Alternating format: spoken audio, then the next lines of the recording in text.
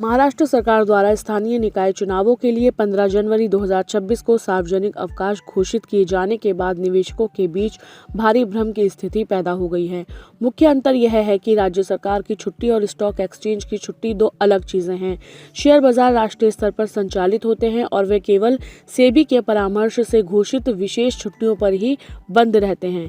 जब तक एक्सचेंज आधिकारिक सर्कुलेशन जारी नहीं करते तब तक ट्रेडिंग जारी रहती है। पब्लिक हॉलिडे का आदेश मुंबई नगर निगम के तहत मुंबई शहर और मुंबई उपनगरीय जिलों सहित 29 नगर निगमों पर लागू होगा। हालांकि इस दिन महाराष्ट्र में शेयर बाजार और बैंकिंग ऑपरेशंस बंद रहेंगे, इस बात को लेकर अनिश्चितता बनी हुई है। यह आदेश नेगोशिएबल इंस्ट्रूमेंट एक्ट 1881 की धारा 25 के तहत जारी किया गया है। बीएमसी और राज्य की 28 अन्य नगर पालिकाओं के चुनाव 15 जनवरी को होंगे और नतीजे अगले दिन घोषित किए जाएंगे। महाराष्ट्र में स्थानीय निकाय चुनावों के चलते क्या शेयर बाजार और बैंकिंग ऑपरेशंस बंद रहेंगे, इस बात को लेकर अनिश्चितता बनी हुई है।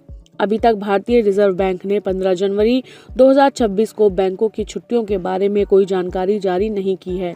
आमतौर पर आरबीआई द्वारा मैनेज किए जाने वाले मार्केट, जिसमें सरकारी बॉन्ड्स और फॉरेन एक्सचेंज मार्केट शामिल है, नेगोशिएबल इंस्ट्रूमेंट एक्ट के तहत छुट्टियों पर बंद रहते हैं। वहीं स्टॉक एक्सचेंज बीएसई और एनएससी ने भी 15 जनवरी को मार्केट बंद रहने की कोई घोषणा नहीं की है। 15 जनवरी को सेंसेक्स की वीकली एफ&ओ एक्सपायरी भी है। एक्सचेंजों की ओर से भी अभी तक इस संबंध में कोई ऑफिशियल सर्कुलेशन जारी नहीं किया गया है।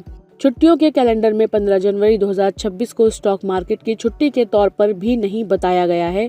इसी तरह एमसीएक्स पर भी 15 जनवरी को ट्रेडिंग हॉलिडे नहीं है। हालांकि महाराष्ट्र सरकार ने चुनावों के लिए छुट्टी घोषित कर दी है, लेकिन शेयर बाजार और बैंकों के बंद होने की आधिकारिक पुष्टि अभी बाकी है।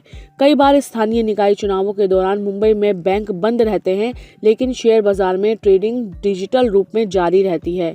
यदि छुट्टी का निर्णय लिया जाता है तो एनएससी और बीएसई को 15 जनवरी की सेंसेक्स एक्सपायरी को एक दिन पहले शिफ्ट करना होगा। निवेशकों को सलाह दी जाती है कि वे किसी भी अफवाह पर यकीन करने के बजाय एक्सचेंज की वेबसाइट पर आने वाले आधिकारिक नोटिस का इंतजार जरूर करें।